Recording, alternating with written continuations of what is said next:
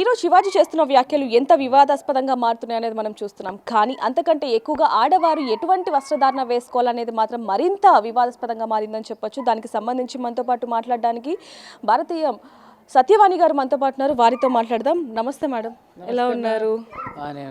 చెప్పు మేడం, ఇటీవల కాలంలో వస్తున్న అనేక విమర్శలు యూట్యూబ్లో చూడొచ్చు, మనం ఇన్స్టాలో మీరు కూడా అనేక చూసి ఉంటారు.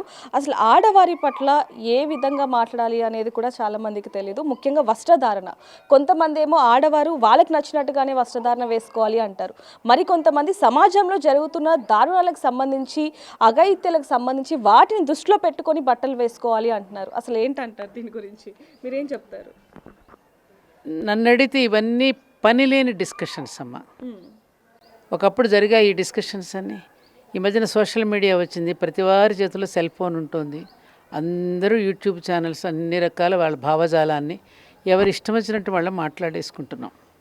ముందు మన పెద్దలు చెప్పిన విషయాలని ఎంతవరకు మనం పట్టించుకోగలుగుతున్నాం, పెద్దలు ఎందుకు చెప్పారు, ఏం చెప్పారు? సంప్రదాయంలో అందం ఉంది, ఆరోగ్యం ఉంది, అభ్యుదయంలో ఆలోచన ఉంది. ఈ అభ్యుదయాన్ని, ఈ సంప్రదాయాన్ని మేళవించుకుని కనుక జీవిస్తే ఆరోగ్యకరంగా ఉంటుందనేది మన పెద్దలు చెప్పిన మాట కదా. దానిని చెప్పాల్సినటువంటి విషయాన్ని మనం చక్కగా చెప్పగలగడంలో కూడా మనం ఫెయిల్ అవుతున్నాం. మంచి విషయాన్ని కూడా మంచిగా చెప్పగలగాలి. పిల్లలకి కూర్చోబెట్టి ఈ డ్రెస్ కోడ్ అనేది మిగతా దేశాల కంటే కూడా భిన్నంగా మన భారతీయులకి ఈ కట్టుబొట్టు పట్ల ఎందుకు అందించారనే విషయాన్ని పెద్దవాళ్ళు చెప్పాల్సిన సమయంలో చెప్పే విధంగా చెప్పాలి. దేవాలయానికి వచ్చినప్పుడు సంప్రదాయ దుస్తులు ఎందుకు రమ్మంటున్నారు, దాని వెనుకున్న పరమార్థం ఏమిటి చెప్పాలి. చెప్తే పిల్లలు అర్థం చేసుకుంటారు. ఎవరు చెప్పుతున్నారు ఇవాళ కూర్చోబెట్టి? తల్లిదండ్రులు. ఇప్పుడు మీరు ఎంత మటుకు ఆడపిల్లలు అంటారు, మగవాళ్ళ డ్రెస్ కోడ్ కూడా బాగుండడం లేదు. మన పూర్వీకులు మన పంచకట్టు కానీ మన చీరకట్టు కానీ వీటి వెనుక ఎంత సైన్స్ ఉందండి, అది ఎంత ఆరోగ్యకరమైనటువంటిది. ఎక్కడొక్కడ మన శరీరాలలో స్త్రీలకి అలాగే పురుషులకి ఉన్నటువంటి పవిత్రమైనటువంటి దేహ భాగాలు కొన్ని ఉంటాయి, వైటల్ పాయింట్స్ ఉంటాయి, ప్రాణ సమానమైనటువంటి పాయింట్స్ కొన్ని ఉంటాయి. వాటిని జాగ్రత్త పరచుకోవడానికి, వాటిని పవిత్రంగా చూసుకోవడానికి కొన్ని నియమాలు పెట్టారు. ఏ నియమాలు అవి? ఆరోగ్యకరమైన నియమాలే. ఇప్పుడు స్త్రీలు ఎందుకు సాష్టాంగ నమస్కారం చేయరండి? స్త్రీల యొక్క వక్షోజాలు, స్త్రీల యొక్క జననాంగాలు నేలకు తాకకూడదు. ఆమె పవిత్రమైన, అది అంటే మర్మస్థానం కాదు, అది జన్మస్థానం అని. ఆ విధమైనటువంటి ఒక అద్భుతమైన ఒక పవిత్రతను మనకు ఆపాదించి, ఆ పవిత్రమూర్తిని పవిత్రంగా ఒక దేవతలుగా చూసేటటువంటి మన కళ్ళు ఆ దేవతను మరో రకంగా చూడకూడదనేటటువంటి భావనని, నువ్వు దేవతవమ్మ, నువ్వు దేవతలాగా ఉండమని చెప్పారు తప్ప నిన్ను ఇంకో రకంగా ఉండమని చెప్పలేదు కదా. ఇప్పుడు మనం ఆదిమ జాతిలో లేం కదా. మనం ఇప్పుడు నవీన యుగం అంటున్నాం, రోజు రోజుకి అభ్యుదయం చెందుతున్నాం ఉంటున్నాం, రోజు రోజుకి డెవలప్ అవుతున్నాం. డెవలప్మెంట్ అంటే ఏది? అది అర్థం చేసుకోగలిగినటువంటి రిసీవింగ్ పోల్ మనలో పోతుందమ్మా. ఆ రిసీవింగ్ పోల్ కనుక కరెక్ట్గా కనుక ఉంటే, పెద్దవాళ్ళు చెప్పినటువంటి మాటల్ని సరైన దిశలో అర్థం చేసుకుని మనం బాగుపడితే బాగుంటుంది. చెప్తేనే తప్పనేటటువంటి పరిస్థితుల్లో పిల్లలు మాట్లాడుతూ ఉంటే మనం ఏం చేస్తాం?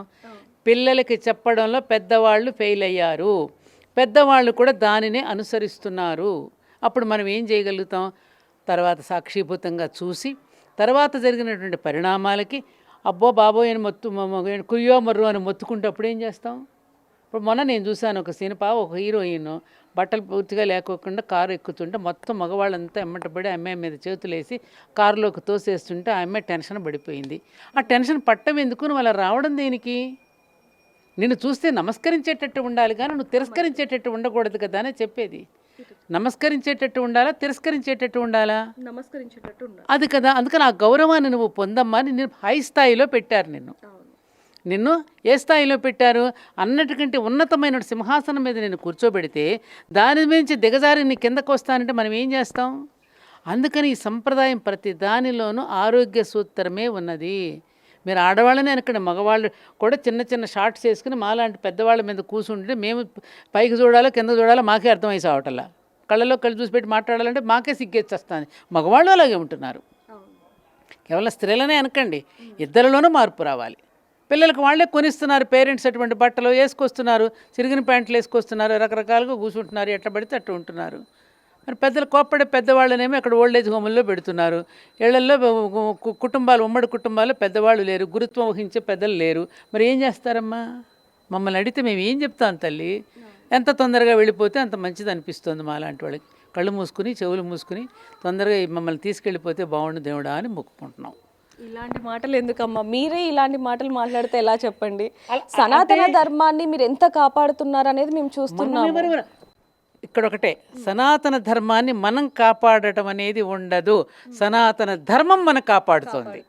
This is right point. కానీ ఈ రోజుల్లో మనం కాపాడటం కాదు, మనం ఆచరిస్తూ ఉంటే రాబోయే తరాలు అందుకుంటూ ఉంటే ఆరోగ్యకరమైన సమాజం ఏర్పడుతుంది కదా. మీరు ఆరోగ్యం కోసం పెట్టిన నియమాలే మన దగ్గర, ఆరోగ్యకరమైన నియమాలే ఉన్నాయి తప్ప నిబంధనలు ఎక్కడున్నాయి? రిస్ట్రిక్షన్స్ ఎక్కడున్నాయి? స్వేచ్ఛ ఇచ్చాం కదా అని చెప్పి ఇష్టం వచ్చినటువంటి ఎవరికి నష్టం? అరిటాకు వెళ్ళి ముళ్ళు మీద పడ్డా, ముళ్ళు వచ్చి అరిటాకు మీద పడ్డా నష్టం ఎవరికి? అరిటాకుకే కదా. అది సామెత తప్ప, దాన్ని కూడా తప్పుగా తీసుకుంటున్నారు. మేము అరిటాకులమా అంటారు. అదేమంటే అరే నీ శరీర ధర్మాలు వేరమ్మా, పురుషుడు శరీర ధర్మాలు వేరు. పురుషుడిలో అంత ఇంత కొంత పశు ప్రవృత్తి ఉంటుంది. మనం పరిణామ క్రమంలో మృగాల నుంచి వచ్చాం కదా. అవతారాలు చూసుకుంటే ఎక్కడి నుంచి వచ్చాం? జంతుజాలం నుంచి ఇలా వచ్చి ఇవాళ ఇలా పడ్డాం కదా, మనం ఇలా తగలబడ్డాం కదా. ఇవాళ ఇలా తగలబడి మనిషి మరి ఆ విధంగా మనిషిలో నుంచి ఒక మృగం అనేటువంటి కొంత లేస్తుంది కదా. దానిని అనుసరించి కదా మన పూర్వీకులు మనకు కొన్ని పద్ధతులు విధానాలు పెట్టారు. అది వినకపోతే ఎవరికి నష్టం? మనకే నష్టం కదమ్మా. మరి అది అర్థం చేసుకోకపోతే మనం ఏం చేస్తాం చెప్పండి? అందుకని నిరాశ కాదు, అంటే చూస్తూ ఉంటే కొన్ని ఇందాక కొంచెం నెమ్మదిగా చక్క ప్రేమగా చెప్తే కూడా అర్థం చేసుకోకుండా వెళ్ళిపోతున్నారు, ఏడుస్తున్నారు పిల్లలు. దాన్ని ఎలా చెప్పుకోవాలి చెప్పండి? నేను ఒక మాట చెప్పను, ఏమనుకోగా. ఈ మీడియా ఇప్పుడు సినిమాలు ఉన్నాయి కదా, ఏదో అంటారు పిర్రగిల్లి మళ్ళీ జోలబాడారని. మళ్ళీ మొదలెట్టేది వాళ్ళే, మళ్ళీ మమ్మల్ని ప్రశ్నలు వేసేది వాళ్ళే. సినిమా వాళ్ళమ్మా, అదే అంటే మీడియా వేరు, సినిమా అదేనమ్మా. సినిమా మొదలెట్టింది కూడా అదే కదా. ఒకప్పుడు సినిమాలు ఎలా ఉన్నాయి, ఇప్పుడు సినిమాలు ఎలా ఉన్నాయి. ఒకళ్ళ మీద ఒకళ్ళు ఎక్కేస్తున్నారు, డొల్లుతున్నారు. అవే అనుసరించి ఇప్పుడు పెళ్ళిళ్ళలో కూడా ముందే పెళ్ళికి ముందుగానే అన్నీ డొల్లేస్తున్నారు. మరి ఎవరు చెప్పాలి ఇవి? నేను అందుకంటున్నా. కాబట్టి ఇవన్నీ కాలమే పరిష్కరించాలి. మన ప్రయత్నం మనం చేస్తాం, నెమ్మదిగా కాలమే పరిష్కరిస్తుందమ్మా. ఇప్పటికే చాలామంది తల్లిదండ్రులు పెళ్ళిళ్ళన్నీ పెటాకులు అవుతూ ఉంటే ఇప్పుడు అర్థం చేసుకుని మనం పొరపాటు పడ్డామని చెప్పి మళ్ళీ వెనక్కి తిరిగి ఆలోచించే స్థాయికి మళ్ళీ వెనక్కి వస్తున్నారు. మళ్ళీ తిరిగి సింహావలోకనం చేసుకుని వెనక్కి తిరిగి ఆలోచించి ఏ బాటనైతే మనం తప్పామో, ఏ ట్రాక్లో నుంచి మనం పడిపోయామో మళ్ళీ ఆ ట్రాక్లోకి నడవాలనేటువంటి ఆలోచన ఒకవైపు నుంచి వస్తోందమ్మా. ఆ ప్రయత్నం జరిగితే అంతా బాగానే ఉంటుంది. అంటే అమ్మ, మీ మాటలు విని ఇప్పటి వరకు ఎంతో మంది మారారు, ఎంతో మంది అభివృద్ధి చెందారు. ఏ విధంగా ఉండాలి ఆడపిల్లలు అనే వాళ్ళు కూడా చాలా మంది ఉన్నారు. ఈ విషయంలో అస్తమానం ఆడపిల్లలే ఇలా ఉండాలని అనకండి. నేను అలా అనట్లేదమ్మా, చెప్తున్నా అక్కడే వస్తుంది మనకి. ఆడపిల్లే ఇలా ఉండాలి కదా, మగపిల్లడు కూడా ఇలా ఉండాలి. ఆడవాళ్ళు ఇంత మారినప్పుడు మరి మగవాళ్ళ గురించి ఏం చెప్తారు? వాళ్ళ గురించి చెప్పండి. అదే చెప్తాను. మగవాళ్ళు కూడా మారాలి. మగపిల్లవాడికి కూడా వాడి మైండ్ సెట్ని కూడా మార్చాల్సినటువంటి అవసరం ఉన్నది. ఎంత మటుకు స్త్రీలనే అంటే వాళ్ళలో తప్పకుండా ఒక ద్వేషం వస్తుంది. ఇప్పటికే మగజాతి మీద స్త్రీలందరూ ఒక పగను పెంచుకున్నారు. ఎందుకంటే ఒకప్పుడు అణిచేశారు కదా. అణిచేసిన జాతి మళ్ళీ తిరిగి విజృంభిస్తుంది కదా. అందుకని అలా కాకుండా బ్యాలెన్స్ చేసుకుంటూ ఇరువురికి చెప్పవలసిన విషయాలు ఇరువురికి చెప్పాలి. పురుషుడు ఎలా ఉండాలో పురుషుడికి చెప్పాలి, అబ్బాయికి. అమ్మాయి ఎలా ఉండాలో అమ్మాయికి చెప్పాలి. ఇద్దరు ఒకటే కదా. అప్పుడు ఇక్కడ విభాగమే తప్ప ఇద్దరి మధ్య విభేదం లేదు కదమ్మా. ఈ విభాగాన్ని వివేకంతో అర్థం చేసుకుంటే అందరం బాగుండొచ్చు. ఏమంటావు? ఇప్పుడు మనకు పద్యాలు ఉండేసి నృసింహ శతక పద్యాలు, అన్యకాంతలడ్డంబైన కనుదోయికి అన్యకాంతలడ్డంబైన మాతృభావము చేత మరలువాడు అని మన పద్యం ఉండేది. ఎందుకుందది? సంప్రదాయ దుస్తులతో ఒక దేవతలాగా వెళితే ఆవిడకి నమస్కారం చేసి పక్కకి వెళ్ళిపోయేవారు. వాళ్ళు అలా ఉంటున్నామా మనం? అది ఎక్కడ క్వశ్చన్. కాబట్టి పెద్దవాళ్ళు మన కోసం చెప్పారనే పాజిటివ్ థింకింగ్ ఎప్పుడైతే ఉంటుందో పిల్లల్లో, అప్పుడు వాళ్ళకే మంచిది కదమ్మా. తర్వాత ఏడ్చేదానికంటే ముందే జాగ్రత్త పడటం మంచిది కదా, ప్రికాషన్ కదా. మందు తీసుకునే ముందు అసలు ముందే జాగ్రత్తగా అసలు మందులు అవసరమే ఉండదుగా. For more videos like this, subscribe Big TV channel.